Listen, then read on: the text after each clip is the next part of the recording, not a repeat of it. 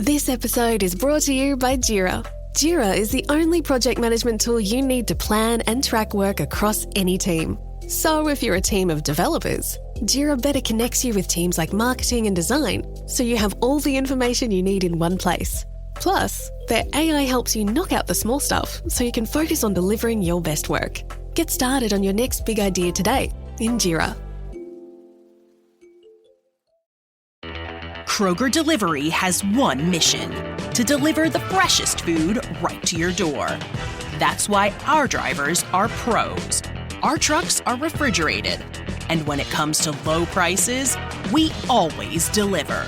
With $20 off your first order of $75 or more, there's no better time to get in on the action. Mission accomplished. Restrictions apply. See site for details.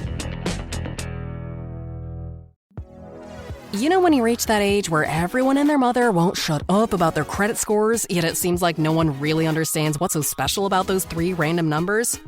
That's because credit scores are meaningless, unless you have Credit Karma to show you how to use them. We use those 3 random numbers, plus your financial profile, to help you find your next opportunity. Like a more rewarding credit card, a game plan that helps you pay down debt faster, or a personal loan to help you save more on interest payments each month. Cha-ching! Download Intuit Credit Karma today to get started.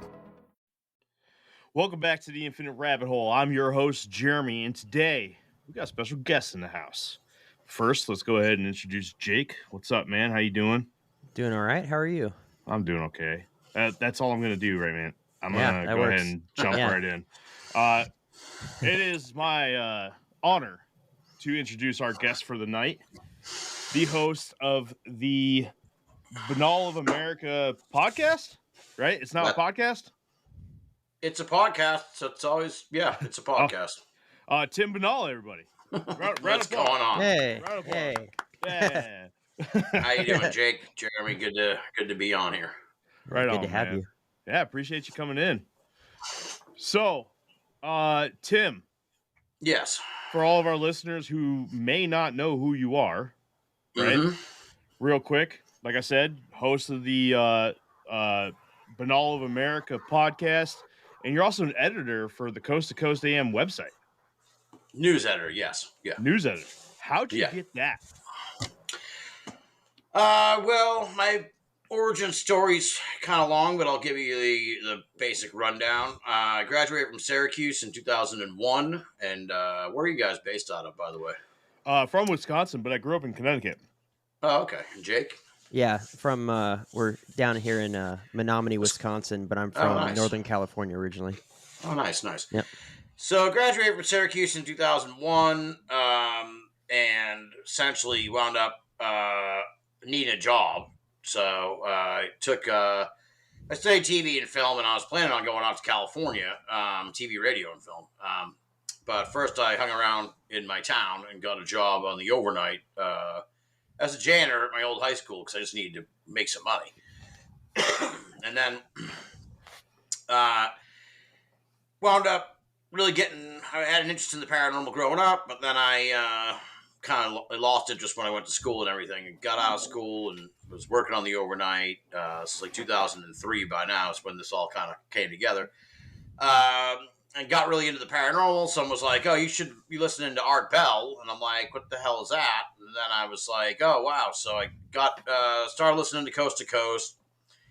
Spent a couple years just listening to Coast, just absorbing it. Like, I like to say that was like my my undergrad, pretty much. Was just spent like several years just listening to Coast. So finally, about 2005, I was like, I really want to ask some questions to these people, but I can't really do it on my overnight job. So I'm going to start. I'm going to interview them, essentially. I'm like, oh, I can interview them. And I'm a big wrestling fan, so I was subscribed to a wrestling website at the time, and they had like news updates. You would download them in these files called MP3s. This is like new.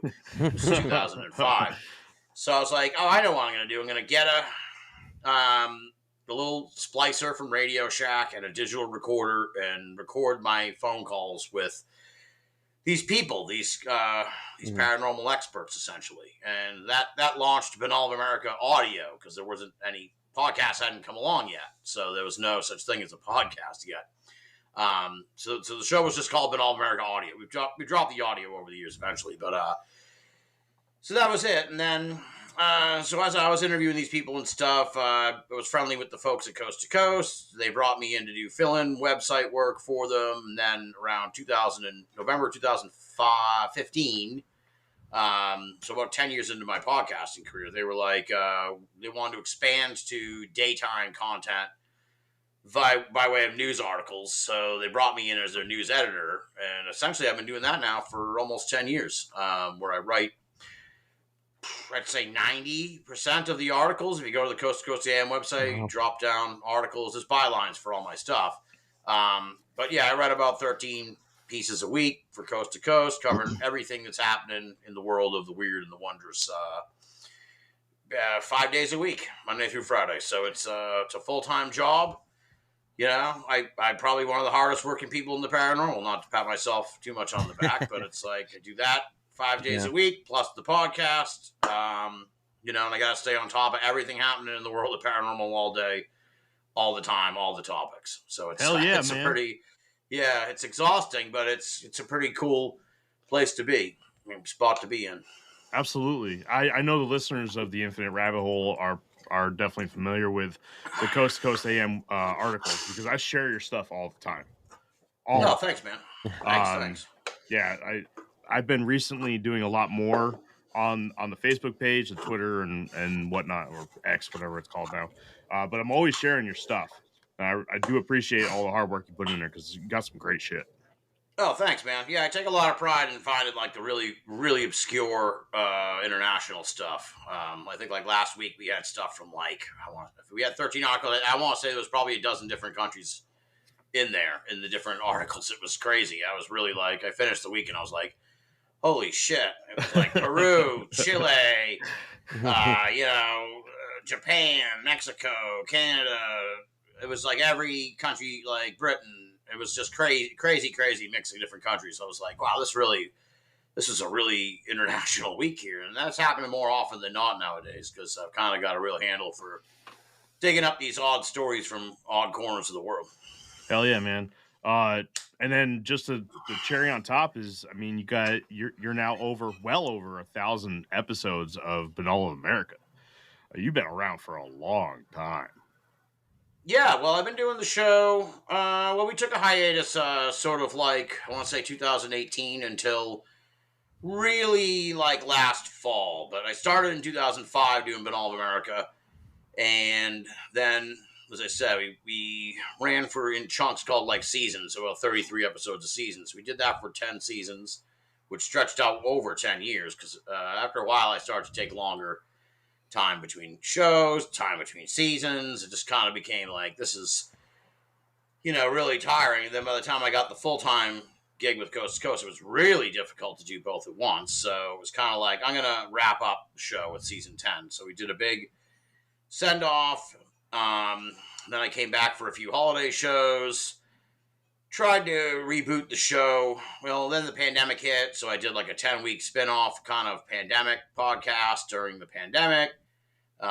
Then people were like, they were kind of pandemic. This is like right when the pandemic started. So it was like, let's do, everyone's home.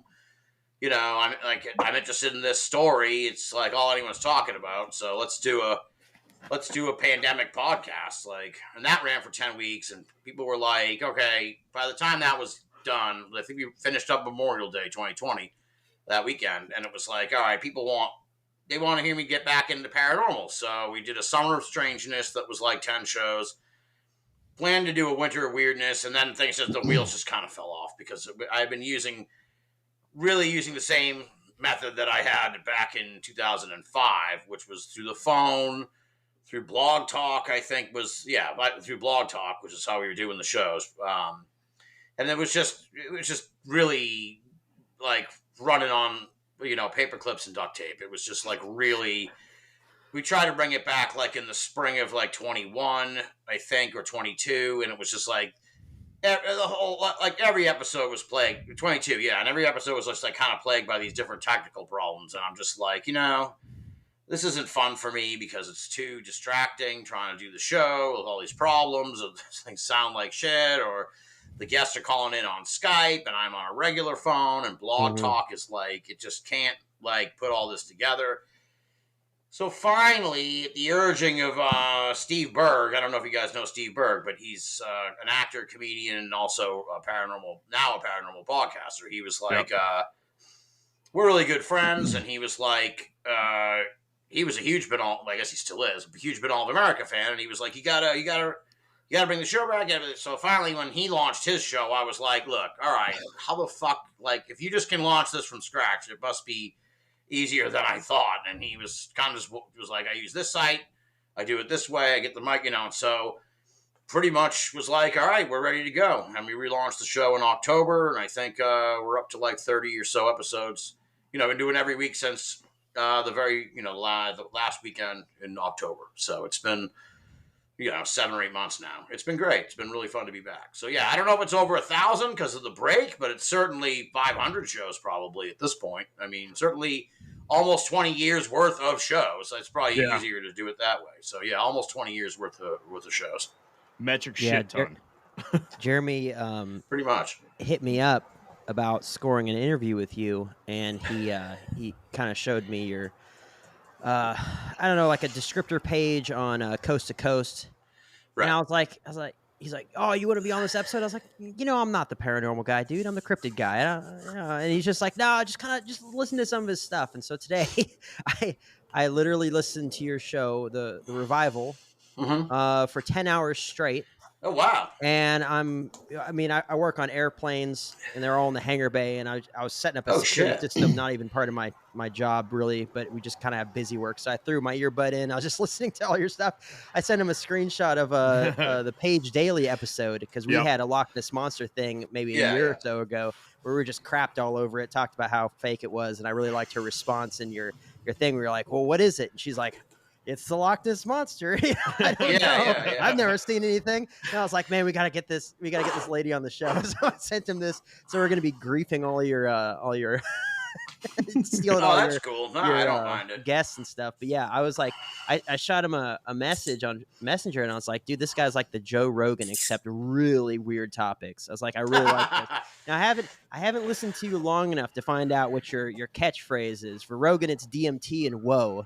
I don't know, for you yet, but yeah. I got a few. I kind of probably right. I use that a lot. Like someone say, so just to agree with them, I'll just be like, yeah, right. I got it, kind of thing. But yeah, I'm really digging it. I like. Thanks, man. Just dig into the archive. You're gonna like. There's tons of shit in there. If you like cryptids and weird shit like that, you'll, that's kind of always been my. I love cryptozoology, but that was my whole point of doing the show, is to like do as wide a berth as possible of topics. Oh, so sure. It's like by the time I fit, but now where I'm at now, it's like we've covered just about every story and topic you can think of in the paranormal. Like, kind of not so much conspiracy realm, but some conspiracies like moon hoax and death hoaxes I like to do, like weird ones, flat earth. Anything that's like a wacky kind of conspiracy theory I like doing. I'm not like doing QAnon and shit, but I always wanted to be like encyclopedic in a sense, where someone like you, Jake, who just found the show. Now you can go back and be like, all right, well, what is the? We post our classic shows on YouTube, and like a couple days ago we just put on like a 3-hour Bermuda Triangle episode, and it's like we got probably about a 2-hour plus episode on spontaneous human combustion. Nice. So it was kind of like over the years that I was going along, I'm like, well, what haven't we done yet? It's like Amelia Earhart. We got to do Amelia Earhart. We got to do, I think maybe I haven't done crop circles. That might be the only one I haven't really done a whole show on, which is, I should like write that. I'll remember it, but that'll be one I should do soon-ish, crop circle episode. But yeah, that's kind of the whole deal. So yeah, for anyone who's just discovering Binnall of America now, you're in for a treat, because it's like you can go back and check out these old shows that are chock full of every different topic you can possibly think of. Nice, man. Sure. I was threatening Jeremy earlier, because I was talking about you, and he's like, "Oh, well, you're gonna get to hear him or talk to him tonight." And I was like, "Wait, just me? Are you gonna bail on me?" I was like, "I swear, if you bail on me, this is gonna be the first Infinite Rabbit Hole episode focused entirely on the DMV."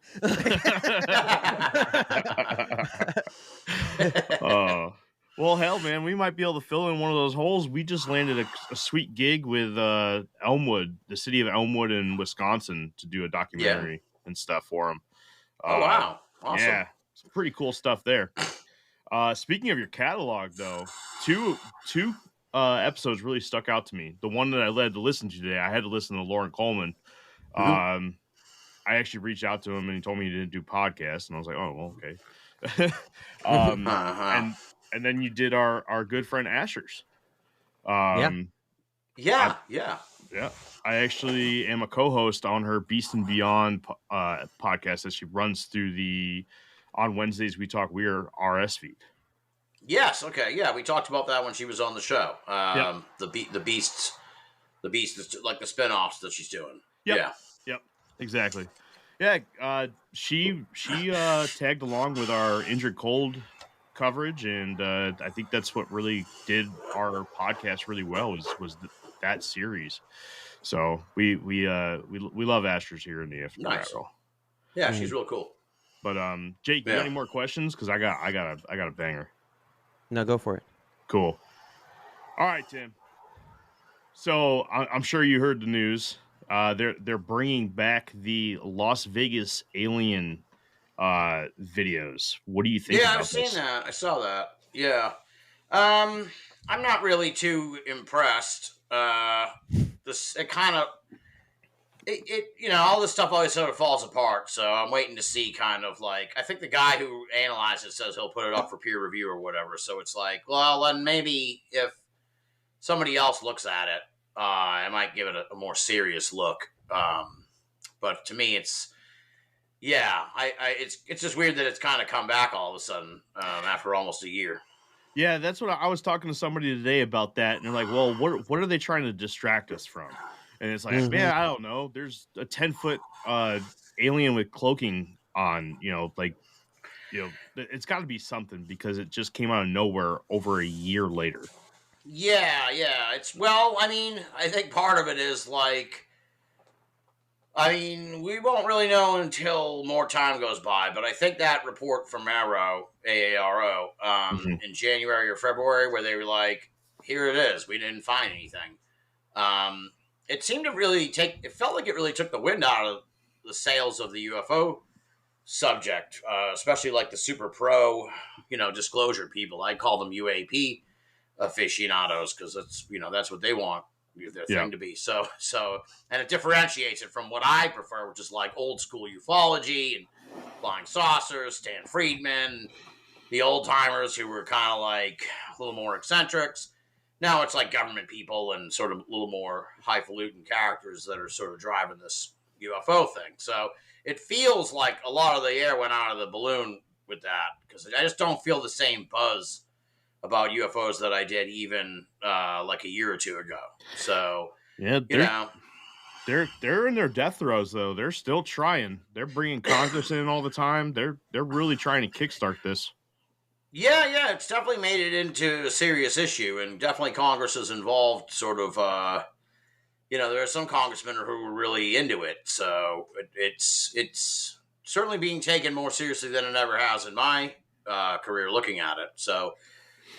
It's interesting. I don't necessarily believe the government's going to say that it's aliens. So it's kind of, to me, it's just kind of like, I think it's going to end up just kind of reaching a standstill. I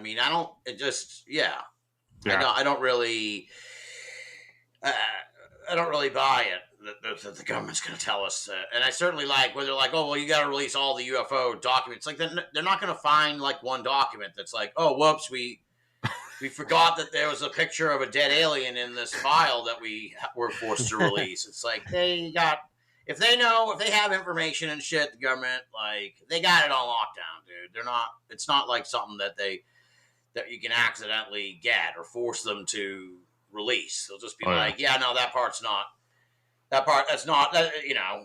filed under FUO. They don't, you don't get to see it. There's that. And then there's also the contracting portion of it. You submit a FOIA request to the U.S. government, and they're like, well, that's owned by Lockheed. Right, exactly. You're not going to get nothing. Yeah. Yeah, it's all compartmentalized and shit if it's even if we even have anything. It's like, I don't even necessarily believe like the government knows what the fuck's going on. A lot of the time, most of the time, especially with UFOs. So it's like, they may be as confused as we are, and they just don't want to tell anybody that they don't really know what the deal is. That's probably the case. If I had to put my money in anything, it's that they don't know shit. Yeah, I mean, look, it would be fucking awesome, like the old story of like Eisenhower meet an alien at the air base, and like they cut a deal, even though it's a horrible deal, like that the aliens could abduct us and shit. It's like that's a great story. That'd be like fucking in one time it would be awesome if it was true. It'd be like, wow, that's fucking crazy. The government was cutting secret deals with aliens like in the 40s, but the other part's just like, I don't know. It's been so long that part of me's like, this ought to have been cracked open by now. If it was what they say it is and what we think it is, you know what I mean? Like that it's aliens that are coming from another planet. Like, part of me just thinks, I think we kind of get to the bottom of this by now. There's been a lot of people working on it. It's not like this is some new thing. This is like the generations of people have been trying to figure this out. So it's like, maybe a lot of them seem to be working backwards from the answer is that these are aliens coming here. So it's like, maybe if we reverse the course of what we're looking at, we'll get a better handle on this, because maybe it's not aliens. Because I've always recently came to my attention just the science of it, where it's like, if you, Jake or Jeremy, if you guys went to like Mars or whatever and got out of your little ship, like you would like be crushed or whatever, like by the gravity, or you'd be all fucked up. Like you just, So to me, it's like, if anything, it's like these beings or whatever. It's like they're probably fucking robots or something. How else could they function in our gravity and everything? They're like blobfish. At the depth of the ocean, they're fish, but you bring them up and they shoot up bubble gum. Well, we brought that up multiple times, how, if anything, these things have to be drones, some sort of manufactured organic drone. Or you ask Jeff, and he says that, extraterrestrial, extraterra on the other side of the ice wall type he's stuff. A flat earther, though. They're from here, they're from the hollow earth type stuff, Yeah. Yeah. Oh, that's a point. Yeah, no, I've heard that theory that, like, they exist within the Earth. So it's like, okay, well, that's a whole different. That's a whole. Now, then why the fuck would the government ever tell us that, dude? Like, they're definitely not going to tell us. Oh, it turns out there's a whole civilization living under the planet, and it's like we can't even get along here in America. Like, much less with anyone else on the planet. Like, there's all these wars going on. And now it's like, we found a new civilization under the ice, and we're going to start a nuclear holocaust with them. Right. We found there's a whole other civilization. They live secretly on the Earth. They're more advanced than us. It's like, that won't fucking freak people out. I think the best case scenario is they go, look, we found some shit on Mars. We found some monuments. There's no one there. We can't find anybody else, but there's some monuments. So clearly, intelligent beings exist out in the universe. They were around here at some point. Maybe they created us. We don't know. We don't know anything about them. All we know is they existed and they're gone, so you don't have to worry about them coming to hurt you or anything like that. There couldn't be any invasion because they're all gone. They must have died in some kind of disaster, and we need to be better to each other here on Earth to prevent that from happening here. That would be like the best thing that could happen. I think that would be like the safest, because I liken this. The pandemic was disclosure. That was the alien. That was the template. The pandemic. So it's like this outer force came. We don't know what the deal is with this outside force. It fucks you up, and no one could. You would think the whole idea was like, the aliens would come and we'd all work together to fucking band off the alien. And it's like, no, that didn't happen, dude. The alien came and we fought each other over how to deal with the alien. Like, we self-destructed. We self-destructed in the face of the alien. We were like, fuck you. Well, what you got to do with the alien is you got to do this. You're lying. You know what you're talking about. Like, whatever. And it's like, there's your template for disclosure. That's like why I'm actually almost an anti-disclosure advocate, simply by that notion that it's like, we can't fucking handle this, dude. We cannot handle the truth. I don't care what anyone says. Like, you and I, the three of us, sure. We've thought about this. We've contemplated this. Yeah. Regular people who get their news from the news, and don't think beyond that, or don't even watch the news. I know people that don't even fucking watch the news. Like, how do you, like, who have no connection to current events? Like, they watch sports or TV shows and shit, but, like, if you're like, well, what do you think, there's a big trial going on here in Massachusetts, Karen Reed trial. I'm like a huge true crime buff. You know, I asked for, I don't know who that is. Like, what do you mean? And I'm like, well, what do you think, how the election's shaping up? Because it's, you know, it's going to be this. Oh, is that what's happening? Is it going to be those two again? It's like, how do you not know this shit? So there's tons of people like this out there. Tons and tons of people. I'd say more than half. Like, the majority of people are probably kind of just tuned fucking out.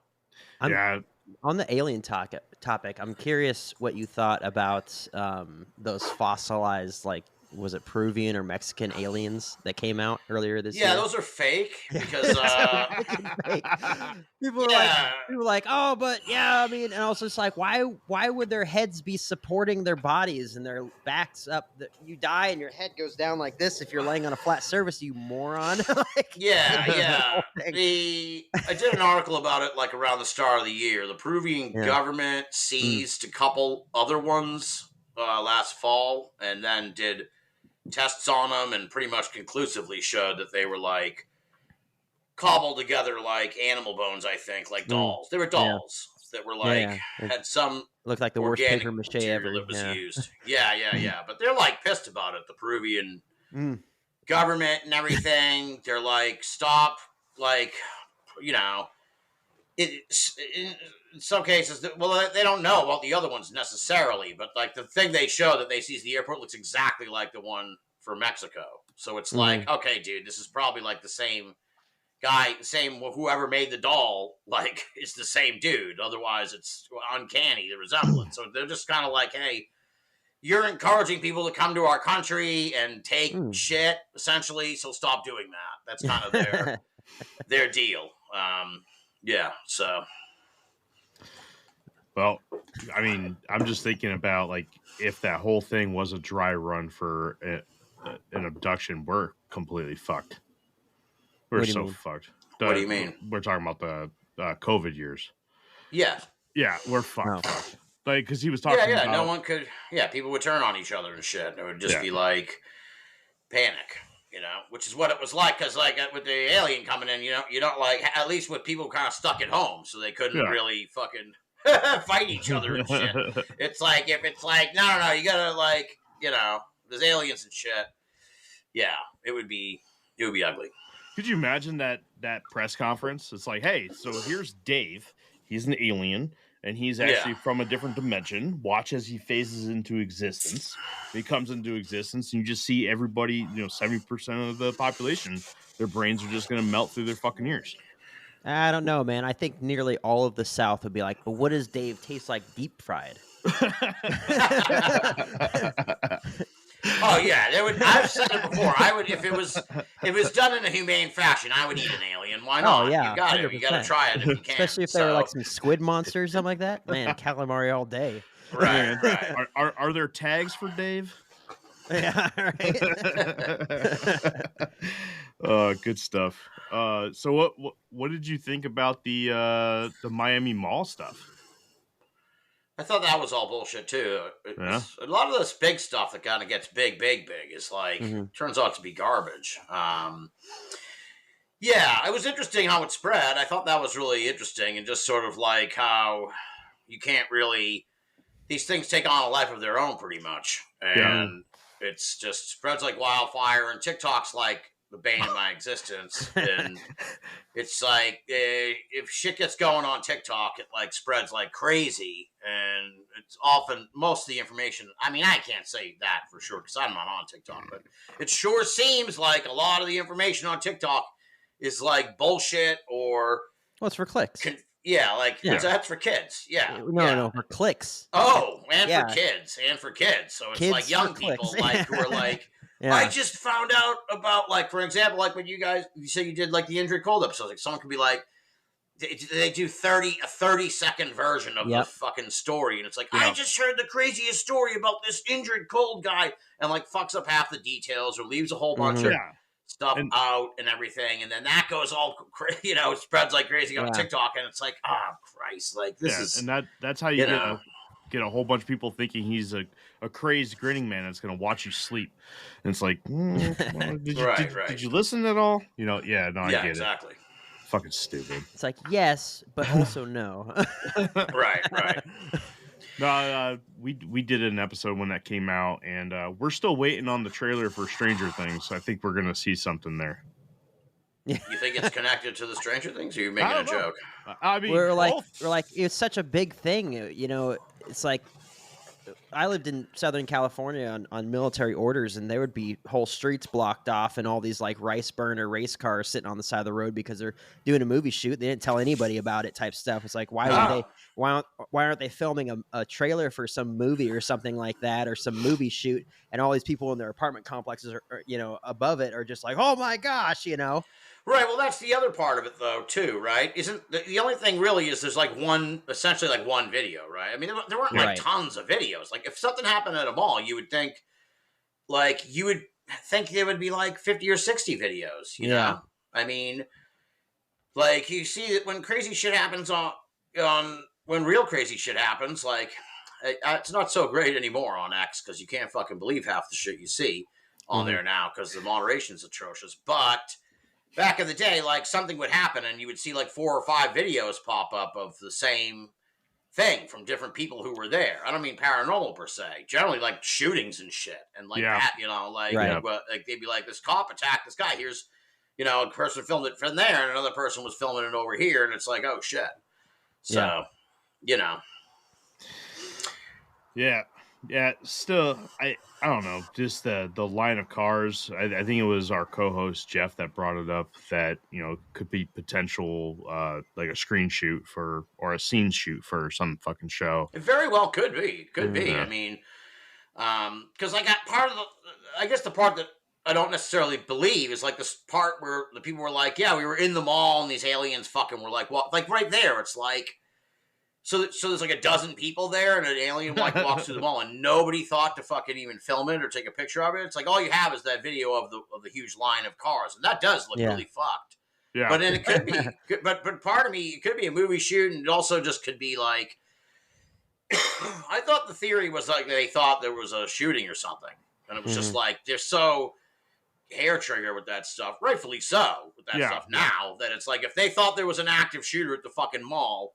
That's what you would see. You would see a shitload of, and maybe like somehow they thought that, but it didn't get out to the wider public at the time where they were like, look, let's get everybody get the fuck over the mall. Something happened, and not fucking aliens or whatever. And they all fucking swarmed the mall. But that's just kind of thing with there's so many witnesses, there should be better proof than whatever we saw. So clearly it was like someone took something and kind of was like spun it like and was like, it was an alien, dude. Look at this. Like, and they were like you were saying, Jeremy, like they filmed it out of their apartment window and they were like, they made up the fucking story. Yeah. People, then that guy, I don't even know who originally filmed that first part. Yeah. So it's like, I don't think he ever came forward. It's the one guy who didn't get a memo that they were shooting a movie.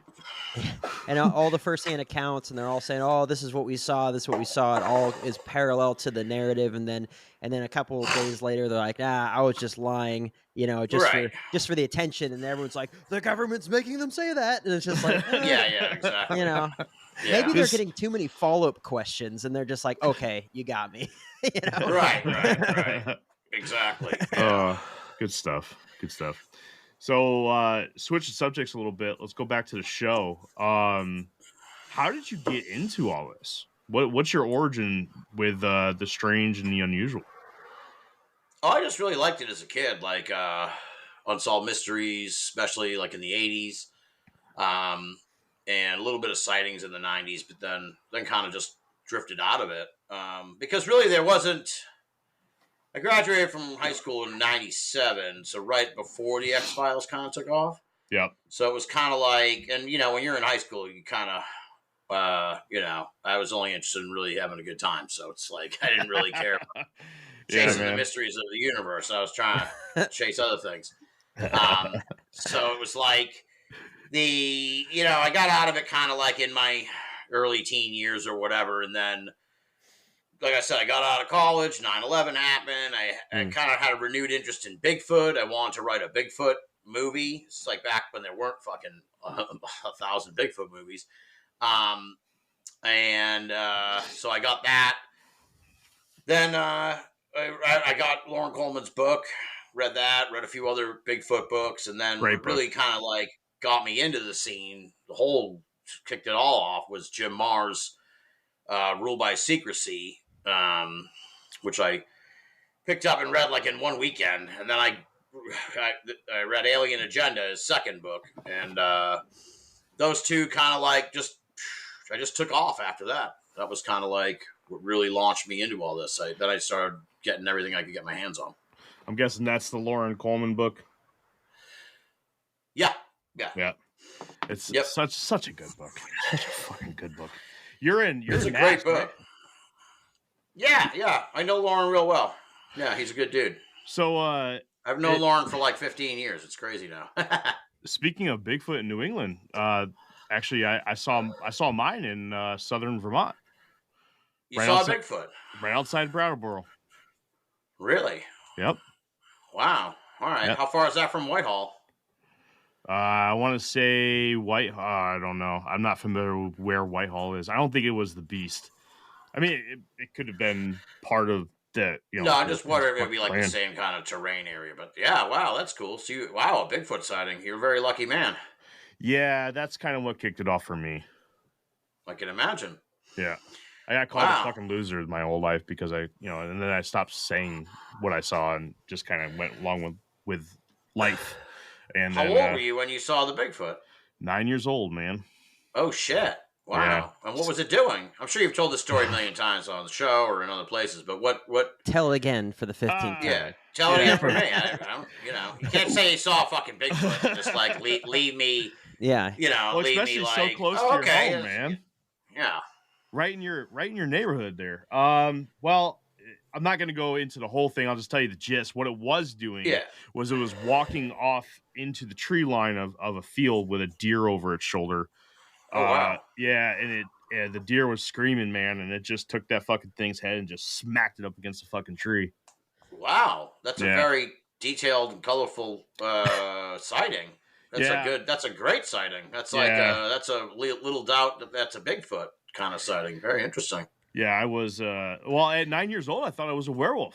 That's the only thing I knew. Yeah, I didn't know what a Bigfoot was at 9 years old, man.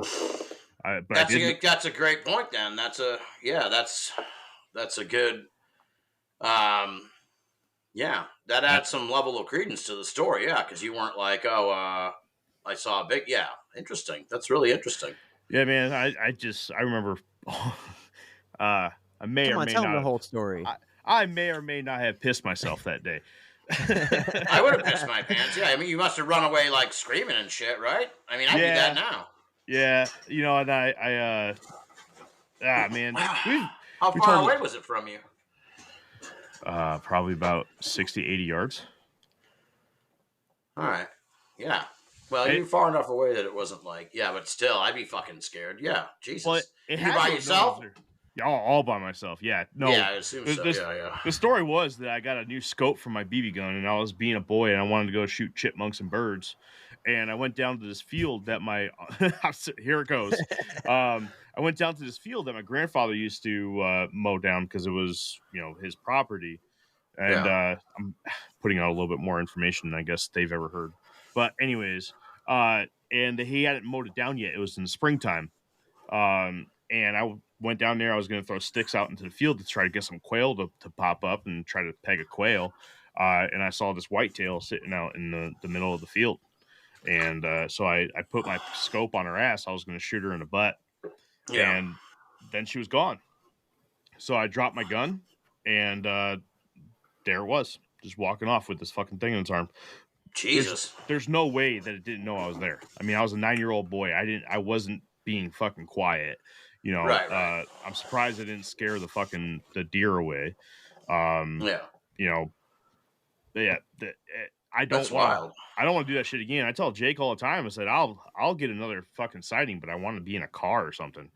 Well, like my sighting when I was driving through Oklahoma, barring a 7.5 foot tall Olympic athlete wearing a ghillie suit, running full tilt through a field.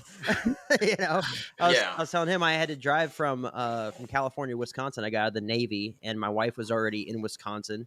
She had moved a couple months before me, and I was put motorcycles in the trailer, was driving them across country. I was going through Oklahoma, and 8 hours of driving, you're just like scanning around everything and stuff like that, right? Just same semi trucks and me on the freeway all the way across. And I'm glancing into these fields where all these cows are. Just looking to my right, and I see this thing just hauling across this freaking field. Wow. And I'm like in a 10-second span, I get a good few glances because there's trucks in front of me. They're trying to merge in, getting in the fast lane, going around. Yeah, you gotta keep your eyes on the road. So I'm just like glancing. And I'm like, I've been doing this podcast for 3.5 years now. And I'm sitting here like, wait, really? I call up Jeremy, and I'm just like, I think I just saw something, dude. And he's like, all right, we'll break it down. What'd you see? And I was just like, all right. So I kind of give him the description. I was like, I saw this thing that was not a cow. It was upright and it was running, right? And I was like, long strides, big long strides. Yeah, yeah. And he was just like, all right, well, what could it have been, right? And we're just kind of break it down, and we were talking for 25 minutes. And I'm like, all right, so barring like an 8 foot tall Olympic athlete, full tilt running, wearing a ghillie suit, 98% sure that it was a Bigfoot. And they got a lot of Bigfoot out there. Oklahoma's huge for that sort of stuff. All the crop dusters and stuff say, you watch them break the tree line, haul across the field, and go into the next tree line. All the time they're just hauling across these fields and stuff. And so I'm just like, oh, cool. Jake didn't know that at the time. I had to send him article after article. I'm like, dude, you're in Bigfoot territory, man. That's Bigfoot country. He's like, where are you at? Both seen fucking Bigfoot. He's like, where are you at? Send me a screenshot. I mean, I'd rather have Jeremy's experience, because then it would be like, I'd be like, yes, that's exactly what I saw, versus being like, it could have been a cow running on its hind legs. Come on. Yeah, who knows? They do that all the time, I was trying to think. Yeah. No, it's probably a black bear sprinting on its hind legs. Of course. Yeah. So that's wild. To answer your question from before, Tim, an hour and 30 minutes away from Whitehall by car. Oh, okay. Wow. Yeah. So that's pretty close, I think, in woods. Yeah. Is that 90-minute drive? Yeah. Yep. Okay, so I bet it's actually closer in mileage, in like actual distance, because 90 minutes driving up there is like you're covering like 60 actual miles. It's like a fucking nightmare of like back roads and single lane highways and shit. I'm looking at the path that it would take, because I just looked it up on Google Maps, and there's a big crescent to it. So by the way the crow flies, I'd say 50 miles. Yeah, so that's probably like miles. In the same territory as the Bigfoot that are thought to be out there. I mean, it's Whitehall's pretty. I've been out there a few times, and you look around, and it's like I could see a Bigfoot living here. Like, it's just mountains and just tons of tree covered mountains and shit. And it's like, well, it's the alpha predator of the area. I could see how it would do all right there, Yeah. We had very, very early in the show, we had Kenny Irish on, and he's from up that way, and he was kind of breaking down the beast for me a little bit. I had watched like the Monster Quest episode on the Beast of Whitehall, and that's pretty much as far as my knowledge went on the whole thing. Honestly, didn't even know when I first learned that Bigfoot was even a thing, which was like 12 or 13 years old. I was sitting at home sick from school, and I was watching In Search Of, and they did that Patterson Gimlin special. So I went into a whole bunch of trying to find whatever I could on Bigfoot, which wasn't much, because I think the internet was like brand fucking new at the time. But basically the gist was that I found that it was pretty much a strictly northwestern creature, and obviously throughout the years I've learned that wasn't fucking true. Right. Yeah. Seems to be like Pacific Northwest and some kind of like territory like in the New Englandy, Pennsylvania, that kind of, maybe some kind of corridor. You know, I think it migrates. The best theory I've heard is it's like it's migratory, maybe. So it's like might always be on the fucking move. You know what I mean? Well, so I actually could just do a loop around the country. I want to say it was in Lauren Coleman's book here that he had talked about blueberry patches and how they migrate with blueberries.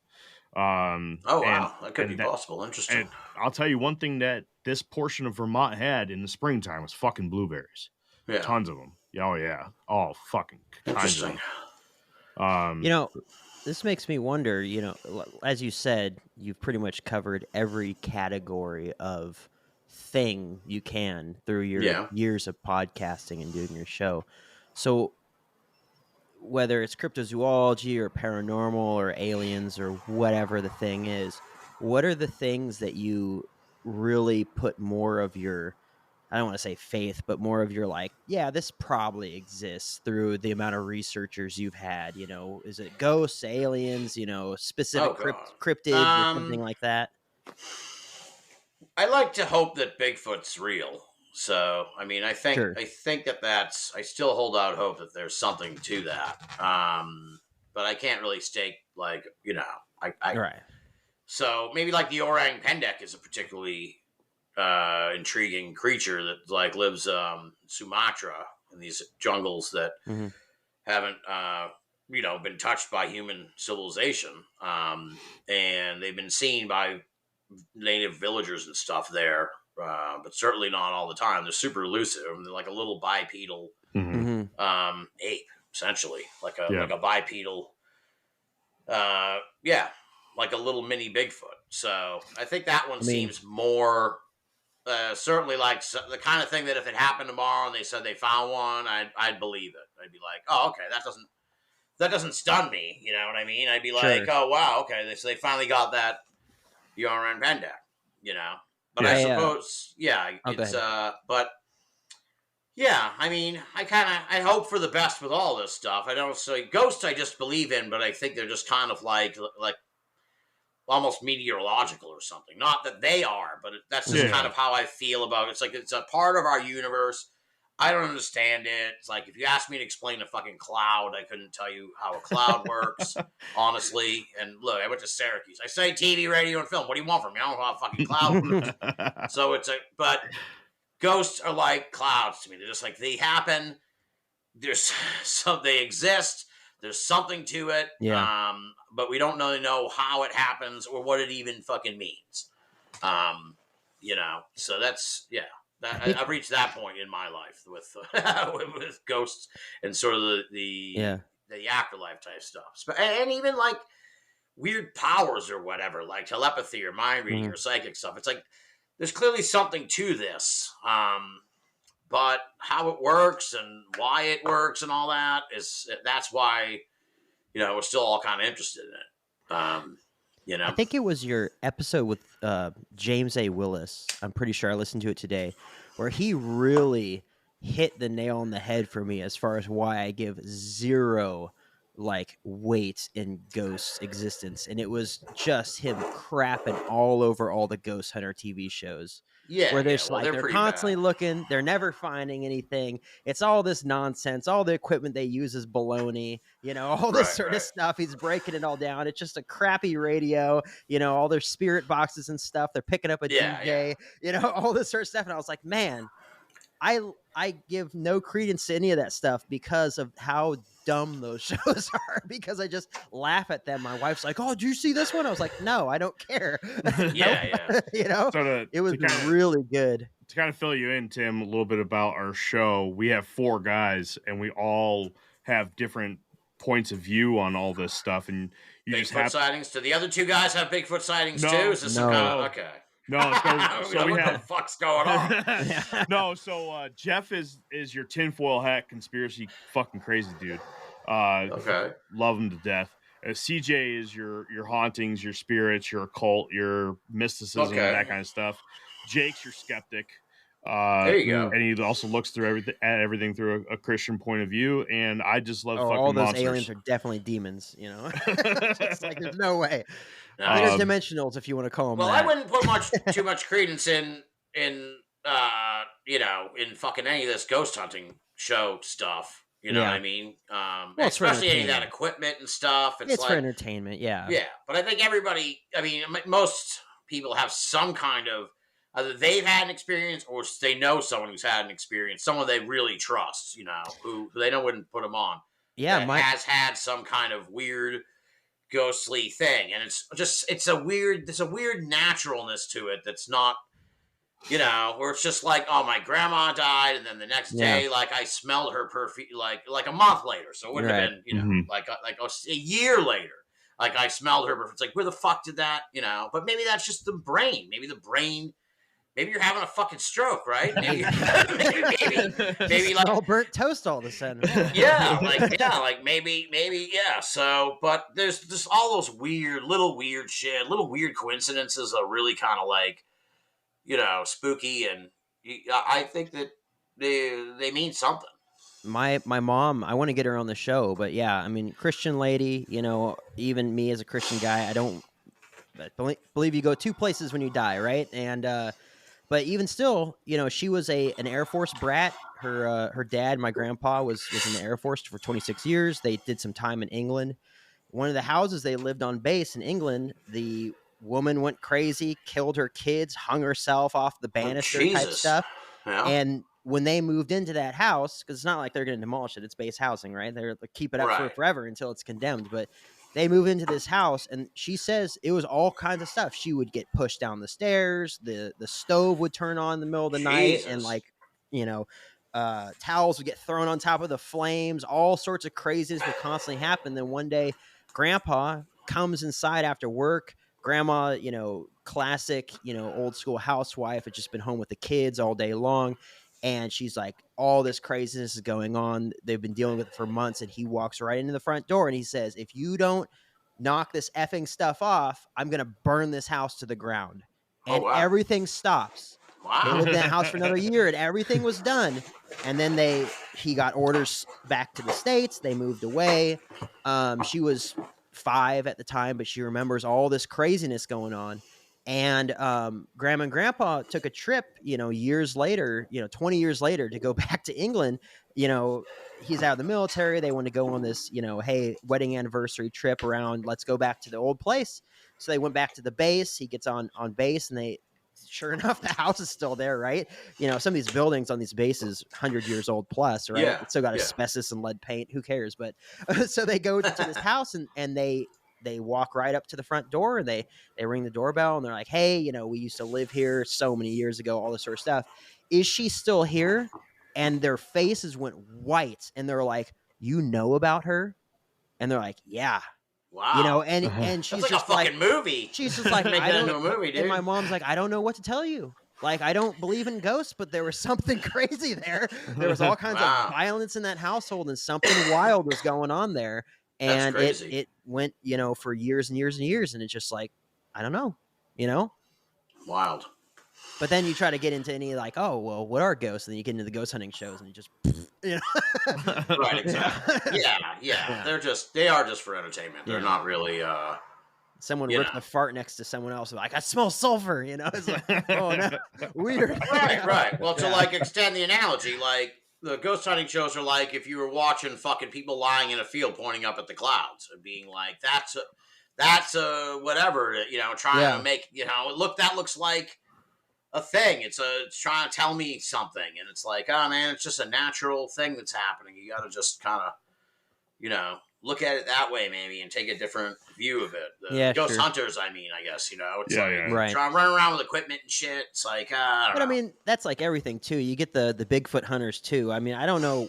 I saw a meme a year ago and it was so funny. They're like, all these ghost or Bigfoot hunters, they're out in the woods doing Bigfoot mating calls. Like, what are they going to do when that thing breaks through the tree line full tilt, ready to go? Yeah. Like, oh no! Right. No.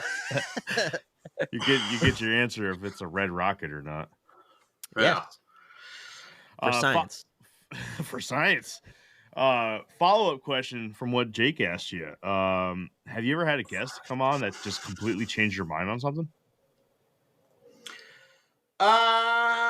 Shit.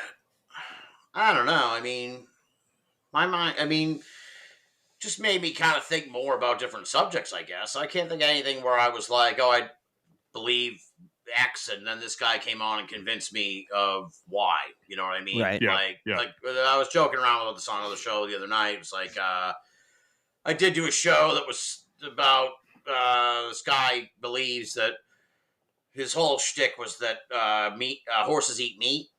And it was like he had all these cases of meat-eating horses, and I suppose that changed my mind because I hadn't really even considered it. So it's more just like, I just thought that they ate regular grain and shit, but apparently he's like, they also eat meat, and he argued for the case and why. The powers that be don't want you to know this for like why exactly I don't know, but it's yeah. So that was kind of one of the more odd questions or guests that I had. That I was like, okay, well, I never really thought about it. Like you said that on the show, I'm like, well, you've kind of convinced me, dude, because I didn't really have a take on it originally. I'm not. Yeah. Super like, oh, fuck you, where you get off that horses could eat meat. Like apparently people reacted to that like that way, not with the show, but just like to this guy. So it's like, no, I mean, if you're all right, if you say so, dude. I mean, it makes sense to me. If you have all these incident reports and cases and shit of horses eating or biting people and sort of taking chunks out of them, eating animals and shit. So. My high school we had an ag program because it's California, right? A lot of agriculture over there, and I had a buddy that was raising a black Angus steer, and he fed it beef jerky once a week. I watched him do it, and he's like, kind of messed up, huh? I was like, yeah, kind of. Yeah. Had it right too. I was like, all right, dude. Okay. It's fucking messed up, man. Mm-hmm. So you got any projects coming up? Yes and no. We got Binnall of America, obviously. Show's going to keep going for a while at Binnall of America, YouTube, Spotify, Apple, all that. Just put in Binnall of America. Obviously, coast to coast. I got a few trips in the works. The big one I should plug is Strange Realities Conference. That'll be in Nashville in November, so people can check that out. I couldn't tell you what I'm going to be speaking about, but if you're looking for a good time, this is it's kind of like we've been turning it into like the paranormal party of the year, so we're hoping more people come this year too. But it's like me, Steve Berg, Josh Cutchin, the folks from the Conspiranormal podcast. They're the folks who put on the event. It's Nashville, baby. It's the whole vibe is sort of like.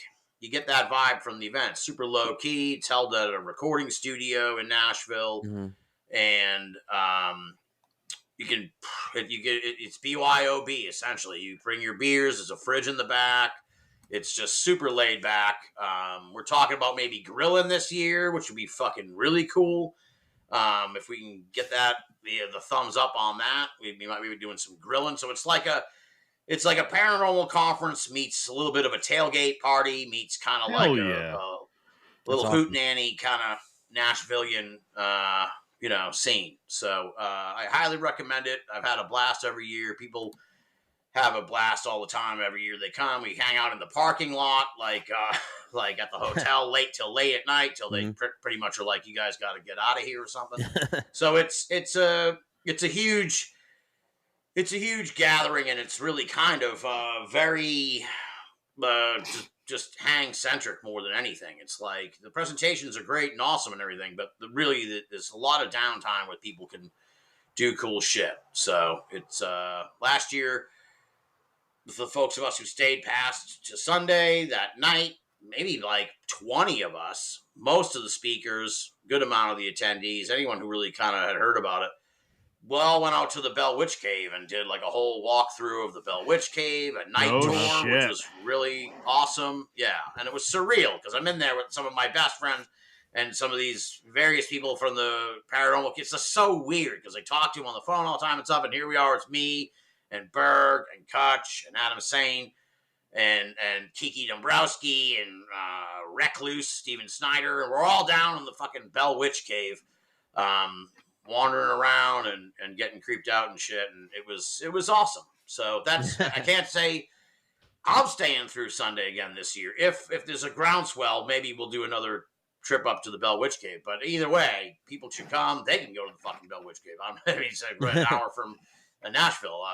They maybe do a night tours that weekend. So strangerealitiesconference.com. Check it out. And that's about it for me, really. I'll be up in Whitehall hanging out at the end of September for their Bigfoot conference. And I'll be... I'm just hanging out. I'm not a part of it. I just go. I'm a huge booster of it. So, and then the folks at Paranormal 5 are putting on a ghost hunt that night unaffiliated with the conference. It's a great thing of timing. About an hour away near the city in Vermont where I'll be staying, Rutland. I don't know, you know Brattleboro, maybe you know Rutland. So I stay in Rutland. I drive out to Whitehall, which is half hour away. I go to the festival. I'm coming back, and I'm doing the ghost hunt. And anyone can fucking do that. Because, like I said, I'm not affiliated. Like, no one's paying me. I'm buying tickets to these things. The Whitehall Festival is free, so that's fine. But it's like, yeah. So, go check out Paranormal 5. I forget Wilson Castle Ghost Hunt. If you're in the area, if you're gonna go out to the Whitehall event, go to the fucking haunting afterwards. Because it'll the ghost hunt because it'll be cool. So that's it. But now that the show's back, it's been back for like 8 months. Starting to like think of like it's been revived essentially. So now it's kind of like, okay, what do I want to do next? Where do I want to take this to a different level? Now that I've been sort of doing this for 6 to 8 months. So that I'm kind of, but I can't say anything for sure right now. It's been percolating in my mind lately. Like, all right, where am I going to take this next, to the next level? So yeah, we'll probably have some news in that regard, like maybe at the end of the summer or something like that. I have no idea. But and Coast to Coast AM, of course, is the website where you can find all the articles that I write every day. So yeah, that's so lots awesome. of stuff from Binnall. That's so fucking cool. That's I mean, like you said, Coast to Coast was my gateway drug to all this shit. I mean, it's fantastic, man. It's an institution. I love the place. What can I say? Huge fan of George Norrie. Just such a fucking awesome guy. He's great. Connie Willis is good. Anybody that they have in there is just fucking phenomenal right now. To kind of dig into some of your past explorations, if you will. Longtime listeners of the Infinite Rabbit Hole, we jumped into the Berkshire UFO incident. And you actually went and did some research into the Bridgewater Triangle. How was that? Yeah. A long time ago. A long time ago. That was like 15 years ago. I went with Chris Belzano. I don't know if you know that his name, but he wrote Dark Woods about the Freetown State Forest. He used to live up here. He ended up moving down to Florida, maybe over a decade ago, probably now. And we went. It's a difficult place to explore, the Bridgewater Triangle. I'm not a huge fan, to be quite honest. It's kind of like it's a whole amalgamation of stories. Like when people come to visit me and they if they go, "Oh, I want to see the Bridgewater Triangle," I'm like, no, you don't. It's like just a giant swamp. It's a one place is like a horse race track that somebody saw a Black Panther once.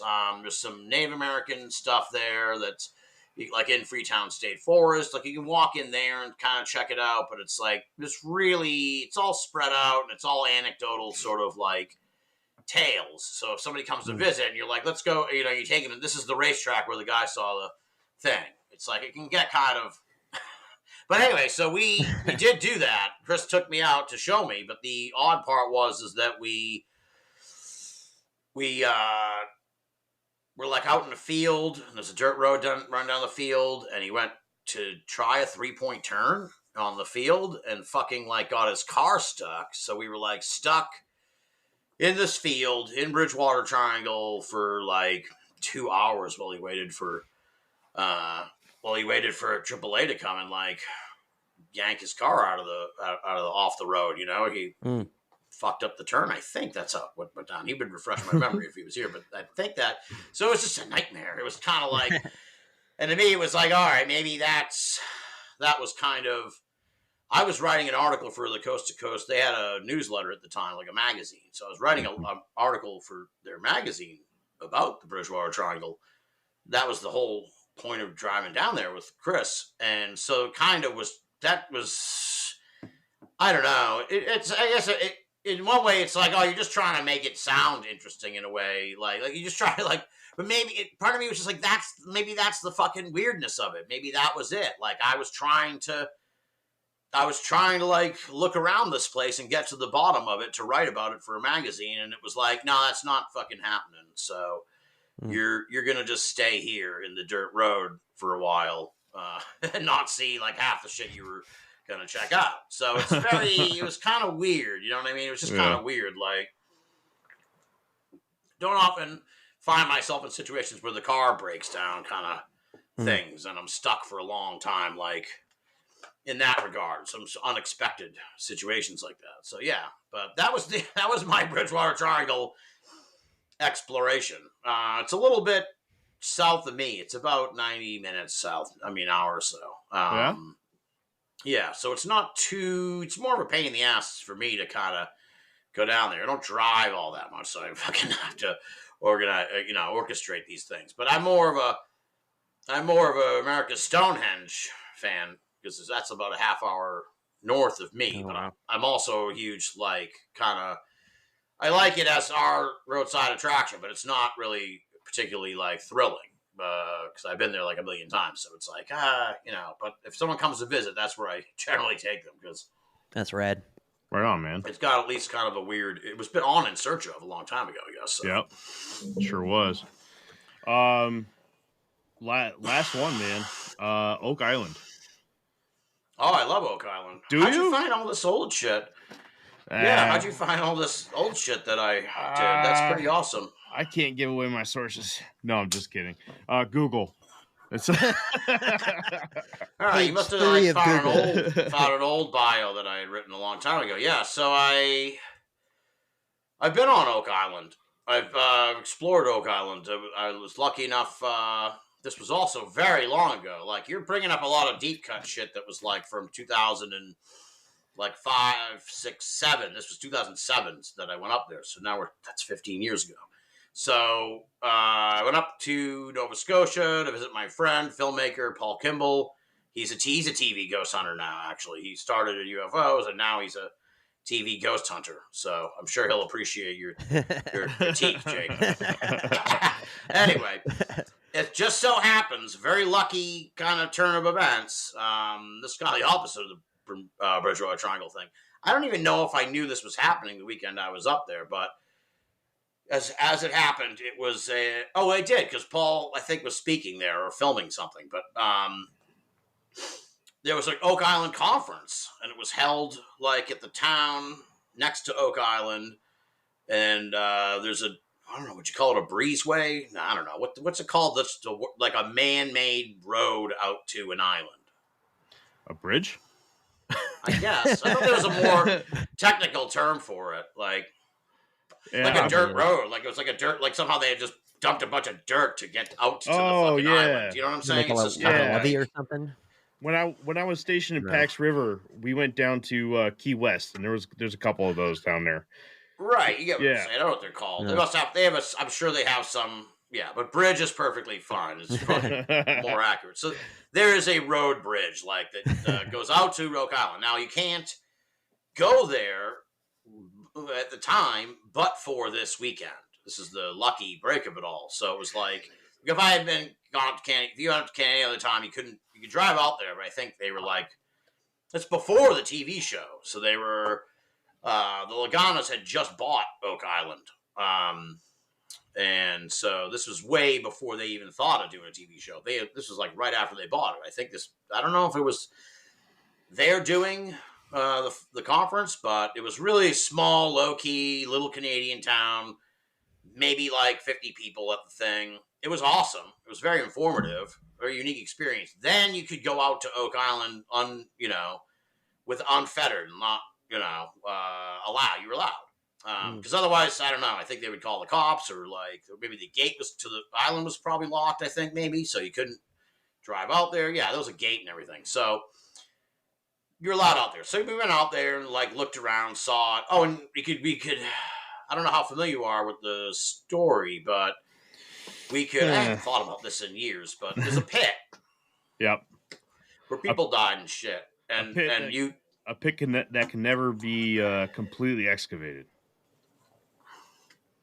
And you could go up and look down into the pit. So it was a real. Now that I think about it, it was really kind of like a once in a lifetime experience. Because then shortly thereafter, I met the Laganas at a hotel. We went to the nearby hotel to get a drink after, and we were just sitting on the patio, and they were out there. I just shook.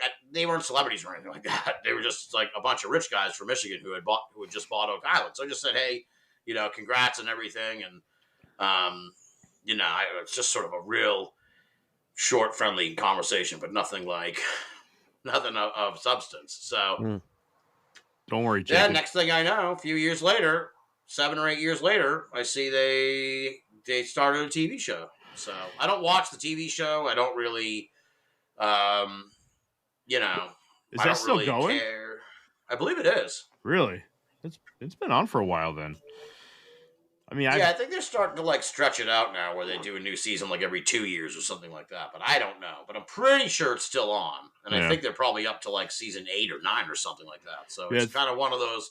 It's like Bigfoot Hunters. It's like Hunt for the Skinwalker. It's right. Or Skinwalker. Whatever. Is that the Skinwalker Ranch show? I don't know, but my wife is obsessed with that.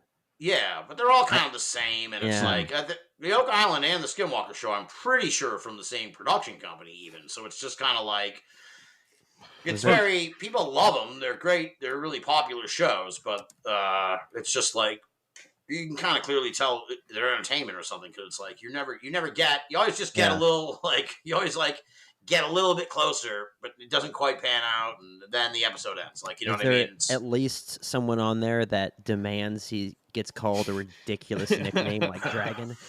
Yeah. They call me Panther. Yeah. So that was my visit to Oak Island. It was, it was cool. It was a cool, really cool experience. Like I said, I hadn't thought of in a long, long time. I think I watched that maybe first couple episodes, and it lost me. I like the lore and everything behind it. I like I looked into the science and stuff about that pit, and how it can never be, excavated, and how there's supposed to be something underneath there, but we'll never know, because it just, the way that the geology of that island is, just keeps getting filled up with water. Because of the water line and everything. No, very interesting stuff, man.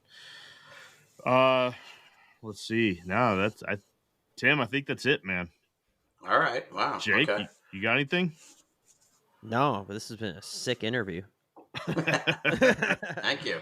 Yeah. No, man, sure. I really do appreciate you. You want to go ahead and tell everybody where they can listen? Yeah. I feel like I did the whole plug thing earlier, but I'll do a quick one now. Binnall of America, BINNALL of America.com, or just punch in Binnall, BINNALL of America on Google or whatever. You'll find my stuff. Coast to Coast AM is obviously the Coast to Coast websites, coastam.com. You can find all my articles there under articles. They all have my byline on them and everything. Be sure to check those out, because like I said, really trying to get into the really weird, obscure stuff over there. It's fun, because I'll post something, then 2 or 3 days later, I'll see it pop up at 4 other news sites I go to for weird news, and I'm like, oh, I wonder where you found that Malaysian Banshee story there. Fucking Weird News Central. I just stumbled upon that. That's crazy story that fucking is only available in Malaysian language that you might have to, run through Google Translate to figure out and everything. But Yeah, check it out. coasttocoastam.com. Binnall of America is the podcast. Strange Realities Conference is the party down in Nashville, and those are the 3 big things. So check them out. Sweet, man. I'm gonna thank you guys for having me on the show. I really appreciate it. Oh, for sure. Yeah, I'm gonna keep binge listening to your stuff. It was fun chatting with you. It's awesome. Hell yeah. All right, well, that's been another episode of the Infinite Rabbit Hole podcast. Until next time, travelers, we'll see you on the next fork in the path of the Infinite Rabbit Hole. Take it easy. Bye.